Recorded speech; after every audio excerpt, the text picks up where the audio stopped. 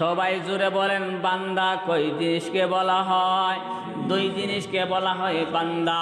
একটি হলো রূহ আর একটি হলো শরীর। শরীরের সাথে যদি রূহ না থাকে, শরীরের যার সাথে যদি রূহ না থাকে তাইলে এটা বান্দা হয় না। যখন আপনার আমার শরীর থেকে রূহটা বাহির হয়ে যায়, এটাকে কেউ আব্দুল বাসেত, আব্দুল করিম, আব্দুর রহমান বলে না, বলে এটা আব্দুল করিমের লাশ, আব্দুল বাসিতের লাশ, আব্দুর রহমানের লাশ। কথা বলেন ঠিক কিনা? শরীর থেকে যখন রূহ আলাদা হয়ে যায়, এটা আর বান্দা থাকে না, বান্দা থাকে না। এই জন্য আল্লাহ পাক রব্বুল আলামিন বলেন, ও বিশ্ববাসীরা শোনো, আমার প্রিয় নবী বিশ্ব নবী রাহমাতুল লিল আলামিনকে স্বপ্ন যুগে মেরাজ করাই নাই, সশরীরে মেরাজ করিয়েছি। কেন? আল্লাহ পাক রব্বুল আলামিন বলেন, লিনুরিয়াহু মিন আয়াতিনা, আমি আল্লাহ তাআলার নিদর্শনাগুলি দেখানোর জন্য। তাইলে বোঝা গেল আপনার আমার নবী বিশ্ব নবী রাহমাতুল লিল আলামিন স্বপ্ন যুগে মেরাজ করেন নাই, সশরীরে মেরাজ করেছেন। সুবহানাল্লাহ।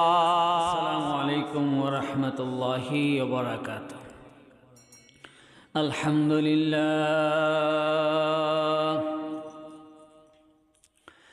আলহামদুলিল্লাহ নাহমাদুহু ওয়া নাস্তাঈনুহু ওয়া নাস্তাগফিরুহু ওয়া নু'মিনু বিহি ওয়া নাতাওয়াক্কালু আলাইহি ونعوذ بالله من شرور أنفسنا ومن سيئات أعمالنا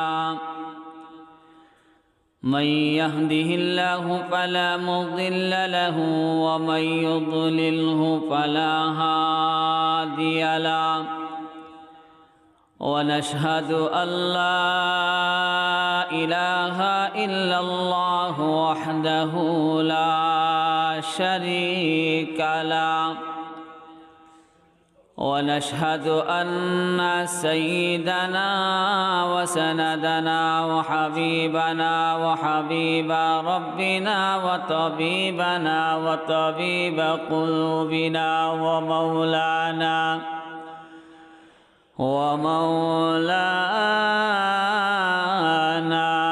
محمدا عبده ورسوله صلى الله تعالى عليه وعلى آله وصحابه وبارك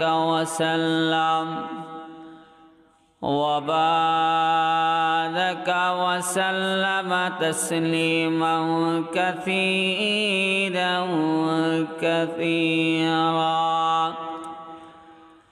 أما بعد فأعوذ بالله من الشيطان الرجيم. بسم الله الرحمن الرحيم. سبحان الذي أسرى بعبده ليلا من المسجد الحرام إلى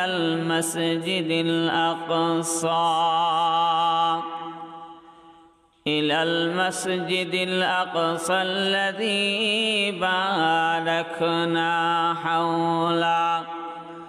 باركنا حوله لنريه من آياتنا إنه هو السميع البصير. وقال صاحب القرآن رسول الله صلى الله عليه وسلم: كل أمتي يدخلون الجنة إلا من أبى. قيل من أبى يا رسول الله؟ من أطاعني دخل الجنة ومن عصاني فقد أبى. सल्लल्लाहु अला सय्यिदिना व मौलाना मुहम्मद व अला आलिहि व सहाबिहि वसल्लम सल्लल्लाहु अला सय्यिदिना व मौलाना मुहम्मद व अला आलिहि व सहाबिहि वसल्लम बलगल उला बिकमालिहि कशफत दुजा बिजमालिहि हसनत जमीउ खिसालिहि सल्लु अलैहि व आलिहि रहे मेरा मस्कन हवाले काबा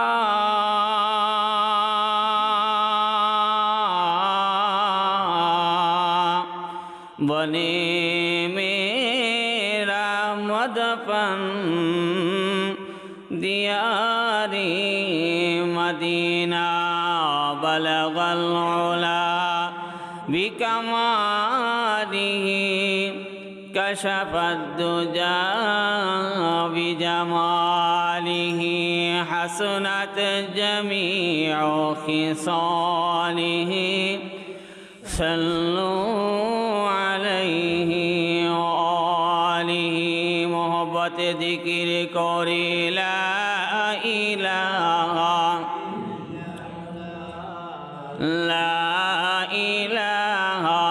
इल्लल्लाह ला इलाहा सुबहानल्लाह वल्हम्दुलिल्लाह ला इलाहा इल्लल्लाह सुबहानल्लाह वल्हम्दुलिल्लाह ला इलाहा इल्लल्लाह ला इलाहा इल्लल्लाह ला इलाहा इल्लल्लाह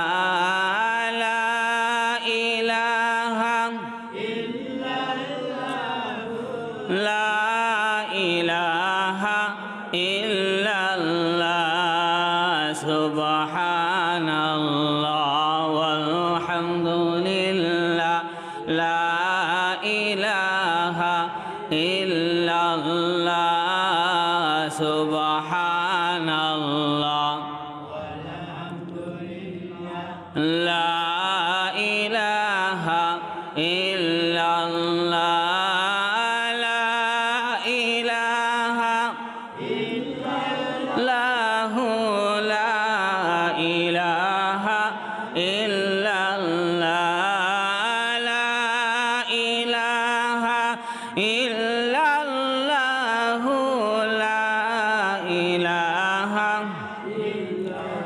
ला इलाहा इल्लल्लाह मुहम्मदुर रसूलुल्लाह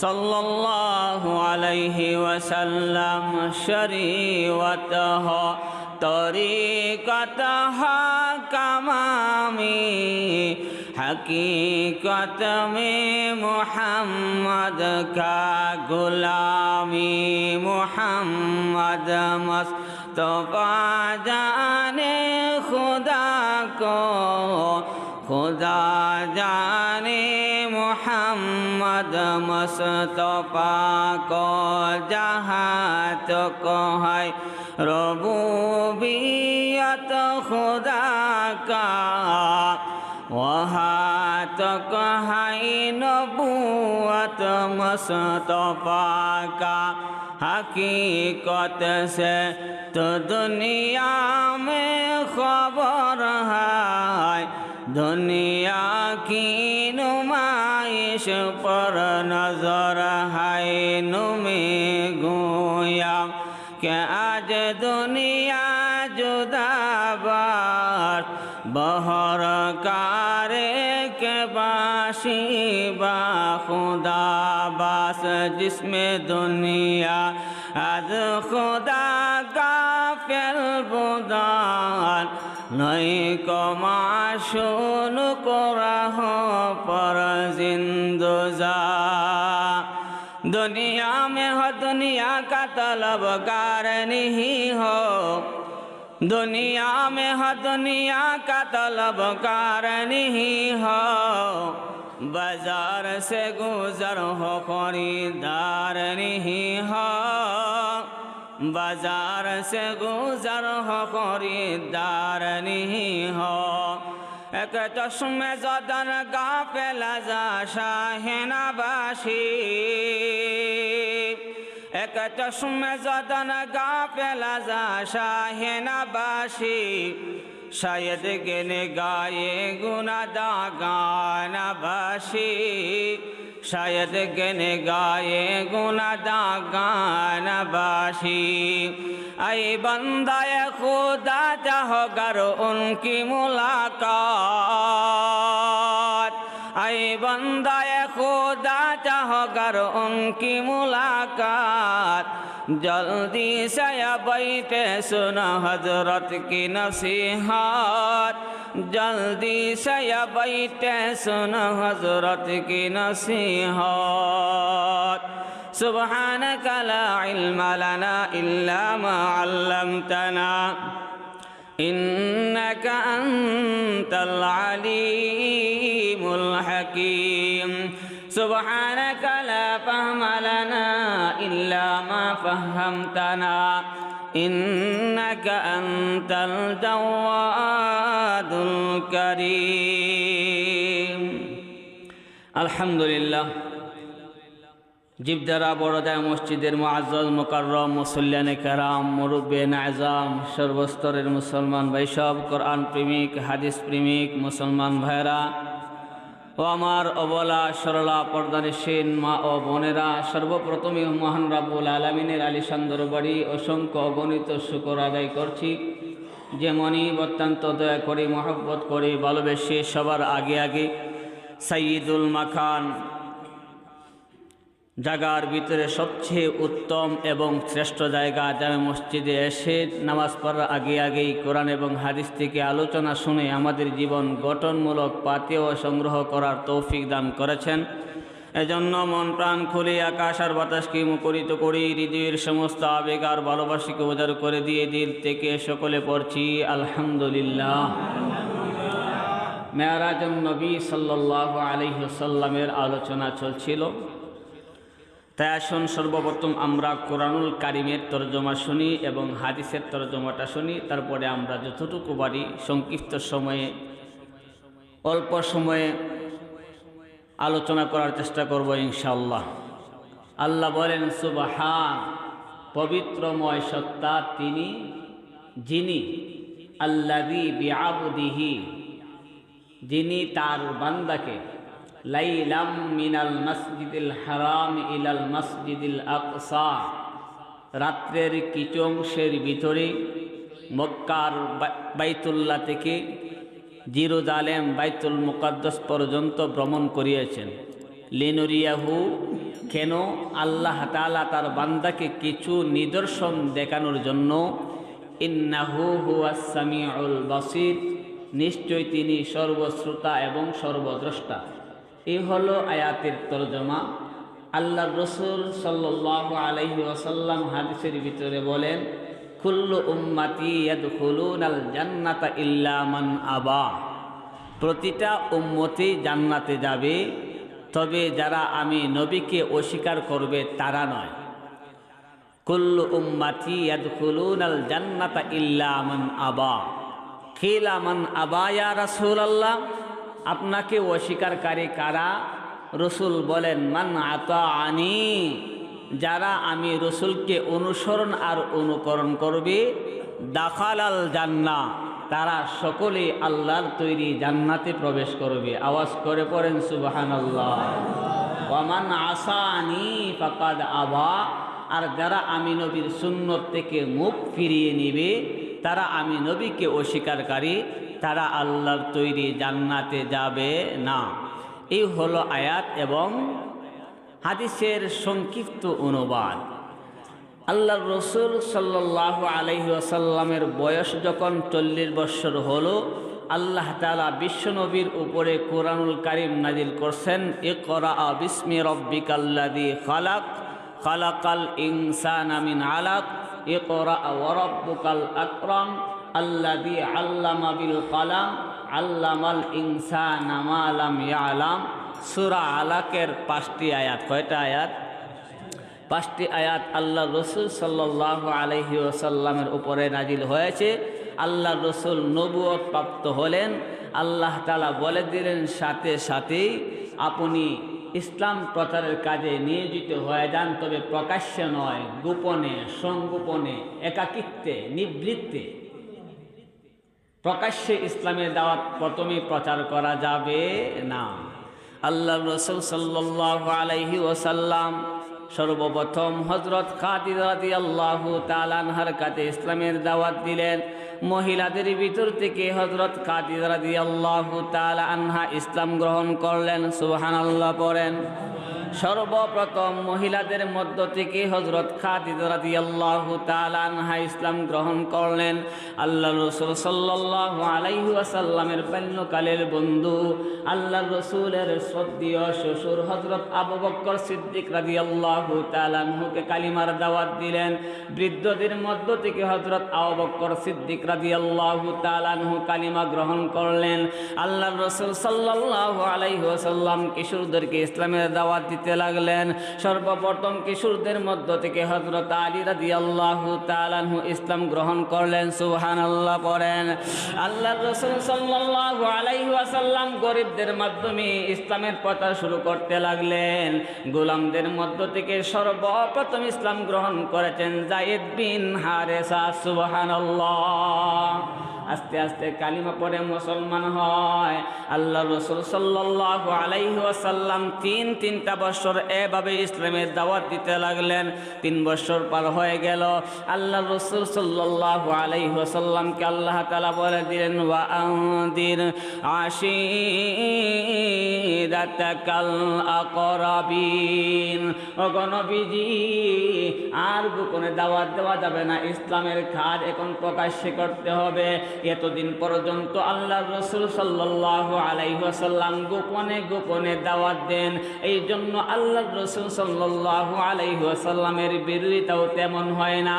আল্লাহর রাসূল সাল্লাল্লাহু আলাইহি ওয়াসাল্লাম যখন প্রকাশ্যে দাওয়াত দিতে আরম্ভ করলেন, আল্লাহর রাসূল সাল্লাল্লাহু আলাইহি ওয়াসাল্লামের উপরে জুলুম নির্যাতন এখন প্রকাশ্য শুরু হলো। পড়েন নাউজুবিল্লাহ। আল্লাহ রাসূল সাল্লাল্লাহু আলাইহি ওয়াসাল্লাম যখন প্রকাশ্যে দাওয়াত দেন, ইসলামের বিরোধিতা শুরু হয়ে গেল। আল্লাহ রাসূল সাল্লাল্লাহু আলাইহি ওয়াসাল্লামকে এমনভাবে জুলুম নির্যাতন করতে লাগলো, সাহাবায়ে কেরাম আল্লাহর রাসূলের কাছে এসে বলতে লাগলেন, মাতা নাসরুল্লাহ, আল্লাহর সাহায্য কখন আসবে? আল্লাহর রাসূল বলেন, আলা ইন্না নাসরাল্লাহি করিব, আল্লাহর সাহায্য অতি নিকটে, সবর করো। সাহাবায়ে কেরাম হিজরত করলেন। এইভাবে হিজরতের কাহিনী অনেক লম্বা আলোচনা। এমনভাবে যখন নির্যাতন শুরু হয়ে গেল, নির্যাতনের উপরে নির্যাতন, আল্লাহ রাসূল সাল্লাল্লাহু আলাইহি ওয়াসাল্লামকে তেমন একটা জুলুম নির্যাতন করতে পারে না। কেন? রাসূলের স্ত্রী হযরত খাদিজা রাদিয়াল্লাহু তাআলা আনহা, তিনি ছিলেন ধনাঢ্য ব্যক্তি, অনেক সম্পদের অধিকারী। মক্কার জমিনে এমন কোনো মানুষ নাই যে খাদিজার সম্পদ থেকে একটা অংশ সে খায় না। এই জন্য সমাজে একটা কথা আছে, যার নুন খায় তার গুণ গায়। এই জন্য আল্লাহ রসুল বাহিরে দাওয়াত দেন। আল্লাহ রসুলের স্ত্রী খাদিজা যখন দেখে অন্যান্য মানুষ আর তাহাকে জুলুম নির্যাতন করতে পারে না। আল্লাহ রসুলের আরেকজন চাচা ছিলেন আবু তালিব, উনি ছিলেন বালবংশের মানুষ। এই জন্য মক্কার কাফের মুশরিকেরা আল্লাহ রসুলকে নির্যাতন তেমন একটা করতে পারে না। আল্লাহ রসুল সাল্লাল্লাহু আলাইহি ওয়াসাল্লামের চাচা বাহিরে তিনি আল্লাহ রসুলকে প্রোডাকশন দিতেন, রক্ষণাবেক্ষণ করতেন, তাহাকে কেউ জুলুম নির্যাতন করতে পারত না। আল্লাহ রসুলের স্ত্রী ঘরের ভিতরে সান্ত্বনা দিতেন। এই দুইজন মানুষ যখন একই বৎসর পৃথিবী থেকে চলে গেলেন, কাফের মুশরিকেরা নির্যাতন করতে শুরু করলো। এমন নির্যাতন রসুল হাঁটতে পারেন না, বাজারে গেলে মানুষকে গালিগালাজ করে। এমনকি আল্লাহ রসুল সাল্লাল্লাহু আলাইহি ওয়াসাল্লামের চেহারার মধ্যে তুতু নিক্ষেপ করে পড়েন না, নাউজুবিল্লাহ। এমনভাবে যখন নির্যাতন শুরু হলো, আল্লাহ রসুল সাল্লাল্লাহু আলাইহি ওয়াসাল্লাম চিন্তাগ্রস্ত অবস্থায় হাতিমে কাবায় শুয়ে আছেন। আল্লাহ রসুল সাল্লাল্লাহু আলাইহি ওয়াসাল্লামকে আল্লাহ তাআলা সান্ত্বনার বাণী শোনানোর জন্যই আল্লাহ তাআলার আরশে ডেকে নিলেন। সুবহানাল্লাহ পড়েন। এই কথাই আল্লাহ তাআলা কোরআনুল কারীমের ভিতরে বলেন, সুবহানাল্লাযী আসরা, পবিত্রময় সত্তা তিনি, যিনি তার বান্দাকে বিআবদিহি লাইলাম মিনাল মসজিদিল হারাম, মক্কার মসজিদে হারাম থেকে জেরুজালেম বাইতুল মুকাদ্দাস পর্যন্ত রাত্রির কিছু অংশের সময়ের ভিতরে ভ্রমণ করিয়েছেন। এখানে প্রশ্ন আসে, এত অল্প সময়ের ভিতরে রাত্রের কিছু অংশের ভিতরে কেমন করে আল্লাহ তাআলা ভ্রমণ করাইলা? এটা একটা আশ্চর্যের বিষয়। কারণ মক্কা থেকে জেরুজালেম যাইতে লাগে 1 মাস, আসতে লাগে 1 মাস, 2 মাসের রাস্তা। রাত্রের কিছু অংশের ভিতরে কেমন করে এই সফরটা করাইলেন? আল্লাহ পাক রব্বুল আলামিন একথাই জানাই দিতে যান যে মানুষেরা আশ্চর্য হবে, মানুষেরা বিশ্বাস করতে পারবে না যে এই রাস্তাগুলা দৌড়াইয়া গেলে, গোর সোয়ার হইয়া দৌড়াই গেলে যাইতে লাগে 1 মাস, আসতে লাগে 1 মাস। এত অল্প সময়ের ভিতরে কেমন করে হইল? এই জন্য আল্লাহ তাআলা জানা দিলেন তোমরা আশ্চর্য হতে পারো। এই জন্য আমরা কোনো জিনিস শুনলে, আশ্চর্য জিনিস শুনলে পড়ি সুবহানাল্লাহ। কথা বলেন ঠিক কিনা? এই জন্য আল্লাহ তাআলা মেরাজের কাহিনী সুবহান শব্দ দিয়ে আরম্ভ করেছেন। সুবহান, সুবহানাল্লাযী আসরা, পবিত্রময় সত্তা তিনি যার বান্দাকে রাত্রির কিছু অংশের সময়ের ভিতরে ভ্রমণ করিয়েছেন। সুবহান কেন বললেন? আল্লাহ পাক রব্বুল আলামিন বলেন সুবহান। সুবহান অর্থ পবিত্র। আল্লাহ পাক রব্বুল আলামিন কোন জিনিস থেকে পবিত্র? সকল ধরনের অক্ষমতা থেকে পবিত্র। সুবহানাল্লাহ। আমাদের দ্বারা সম্ভব নয়, এটা কার দ্বারা সম্ভব? জোরে বলেন না।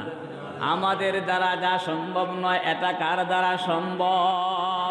এই জন্য আল্লাহ তাআলা বলেন মেরাজের আলোচনা যখন, ইসরার আলোচনা যখন শুনবে তোমরা আশ্চর্য হয়ে যাবে। যেতে লাগে 1 মাস, আসতে লাগে 1 মাস। রাত্রে কিছু অংশের ভিতরে কেমন করে মুহাম্মদ সাল্লাল্লাহু আলাইহি ওয়াসাল্লাম ভ্রমণ করিয়েছেন। এই জন্য আল্লাহ পাক রব্বুল আলামিন সেই প্রশ্নের উত্তর দিতে গিয়া সূরার শুরুতেই সুবহান শব্দ ব্যবহার করেছেন। আওয়াজ করে পড়েন সুবহানাল্লাহ। সুবহানাল্লাযী আসরা বিআবদিহি লাইলাম মিনাল মসজিদিল হারাম ইলাল মসজিদিল আকসাল্লাযী বারাকনা হাওলাহু লিনুরিয়াহু মিন আয়াতিনা ইন্নাহু হুয়াস সামিউল বাসীর। সুবহান, পবিত্রময় সত্তা তিনি কে? জোরে বলেন কে? আল্লাহ। বিআবদিহি, তার বান্দাকে। অনেক মানুষের মনে এও প্রশ্ন জাগতে পারে, রাত্রে যেহেতু মেরাজ হয়েছে, এটা বাস্তবে নয়, সশরীরে নয়, মনে হয় স্বপ্ন যুগে। এরকম মানুষের প্রশ্ন জাগতে পারে। এই জন্য আল্লাহ পাক রব্বুল আলামিন তেলাওয়াতকৃত আয়াতের ভিতরে বলেন বিআবদিহি, তার বান্দাকে যদি স্বপ্নে যুগে হইতো আল্লাহ তাআলা বান্দা উল্লেখ করতেন না। বান্দা যদি হতে হয় এক জিনিসে হয় না, শুধু রূহের মাধ্যমে হয় না, রূহের জগতে স্বপ্নে যুগে যদি হইতো তাহলে শরীর হইতো না। বান্দা বলা হয় দুই জিনিসকে, আলোচনা বুঝছেন? বান্দা কয় জিনিসকে বলা হয়? দুই জিনিসকে। আওয়াজ করে বলেন আগে একজাস্ট কই, আলোচনা যদি একজাস্ট না হয় আলোচনা হয় না। বান্দা কয় জিনিসকে বলা হয়? সবাই জোরে বলেন, বান্দা কয় জিনিসকে বলা হয়? দুই জিনিসকে বলা হয় বান্দা। একটি হলো রূহ আর একটি হলো শরীর। শরীরের সাথে যদি রূহ না থাকে, শরীরের যার সাথে যদি রূহ না থাকে তাইলে এটা বান্দা হয় না। যখন আপনার আমার শরীর থেকে রূহটা বাহির হয়ে যায়, এটাকে কেউ আব্দুল বাসেত, আব্দুল করিম, আব্দুর রহমান বলে না, বলে এটা আব্দুল করিমের লাশ, আব্দুল বাসিতের লাশ, আব্দুর রহমানের লাশ। কথা বলেন ঠিক কিনা? শরীর থেকে যখন রূহ আলাদা হয়ে যায় এটা আর বান্দা থাকে না, বান্দা থাকে না। এই জন্য আল্লাহ পাক রব্বুল আলামিন বলেন, ও বিশ্ববাসীরা শোনো, আমার প্রিয় নবী বিশ্ব নবী রাহমাতুল লিল আলামিনকে স্বপ্ন যুগে মেরাজ করাই নাই, সশরীরে মেরাজ করিয়েছি। কেন? আল্লাহ পাক রব্বুল আলামিন বলেন লিনুরিয়াহু মিন আয়াতিনা, আমি আল্লাহ তাআলার নিদর্শনাগুলি দেখানোর জন্য। তাইলে বোঝা গেল আপনার আমার নবী বিশ্ব নবী রাহমাতুল লিল আলামিন স্বপ্ন যুগে মেরাজ করেন নাই, সশরীরে মেরাজ করেছেন। সুবহানাল্লাহ। এখন আসুন, শরীর এবং রূহ এই দুইটা জিনিস কি?